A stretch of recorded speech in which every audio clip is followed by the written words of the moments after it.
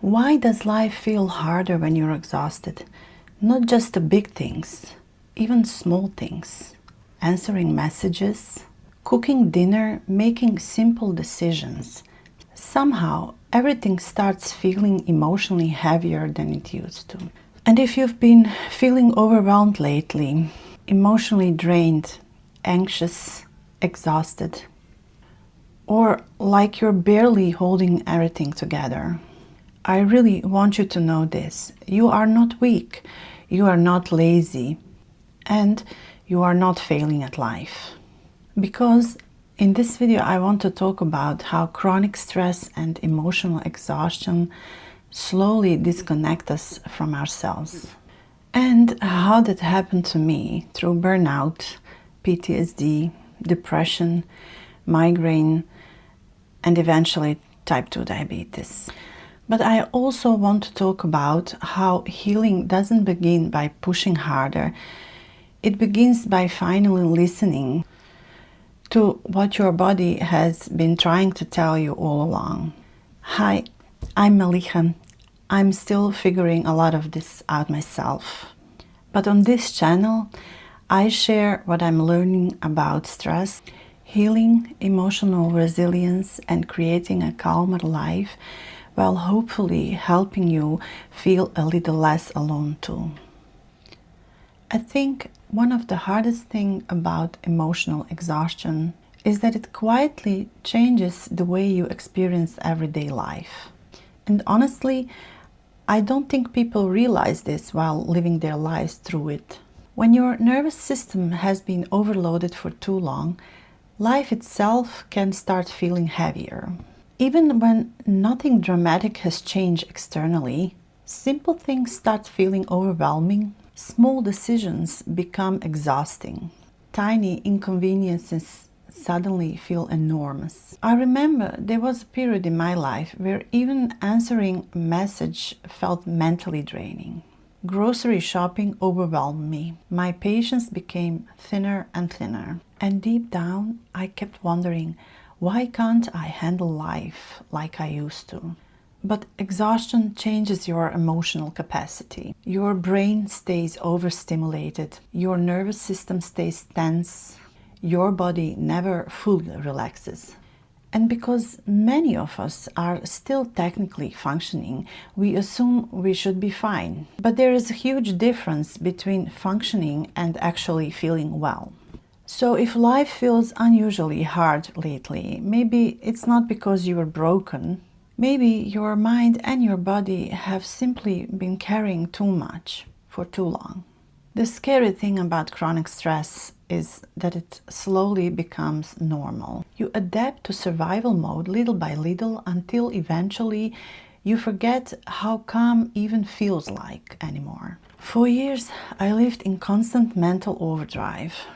Always planning, always worrying, always thinking about what needed to happen next.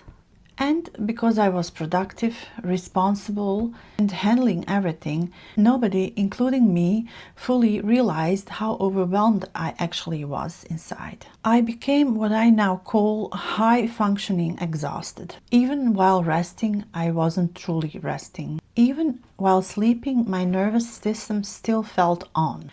And eventually, calmness itself started feeling unfamiliar to me. Doing nothing made me uncomfortable. Rest made me feel guilty. I think many women live like this for many years. They keep functioning, keep showing up, keep carrying everything, while slowly disconnecting from themselves in the process. But just because stress feels normal doesn't mean it's healthy. Your body was never designed to stay in survival mode forever. Our bodies usually warn us long before we completely break down. The problem is that many of us have learned to ignore the whispers. For me, the signs were there long before my actual collapse.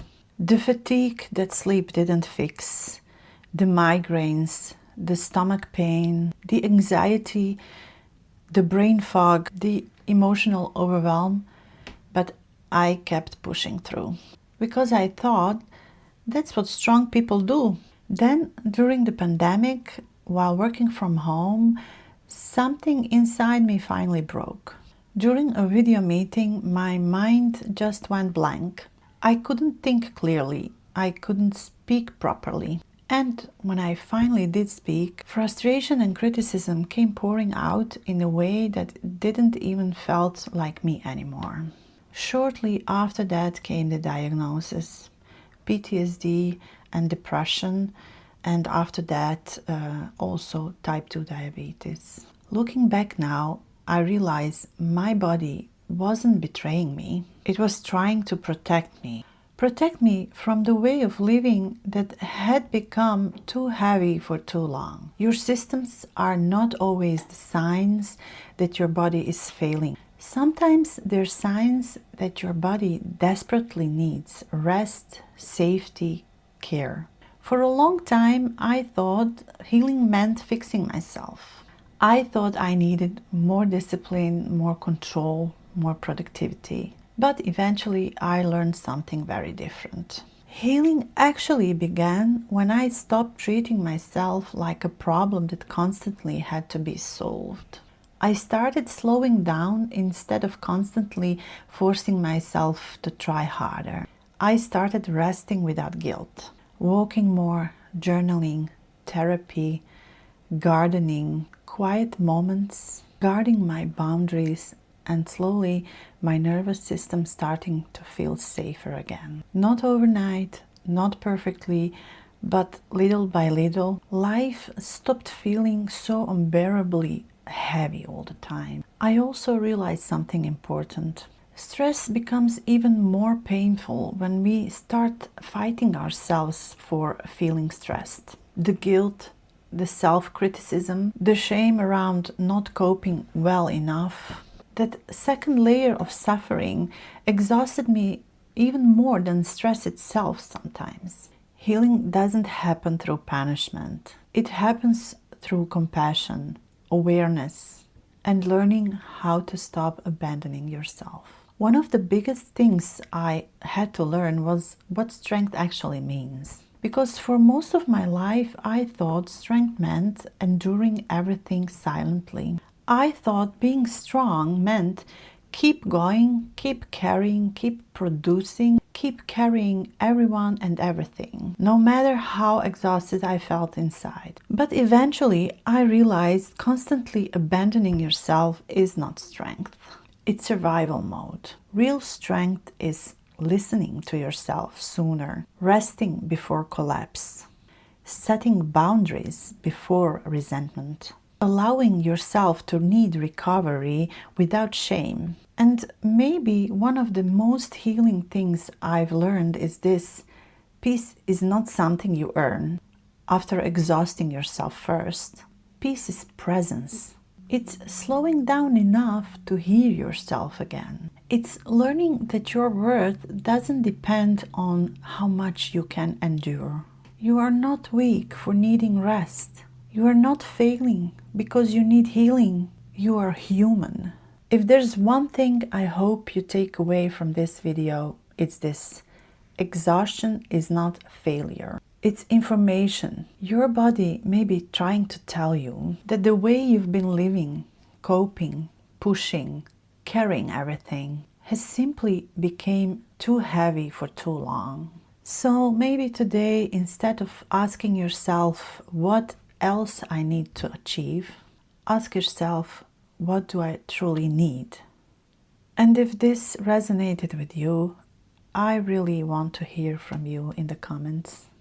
What is your exhaustion trying to tell you lately? I read every comment, and honestly, one of the most healing things is realizing that we are not alone in this. Now that you know how chronic stress, exhaustion, and mental overload can change the way we experience everyday life, and why slowing down may be the way to healing, you might be wanting to learn what took me to understand how much stress was controlling my life. And click on this next video. It's the perfect next step to deepen your calm and healing. So I hope to see you in the next one, and thank you very much for being here.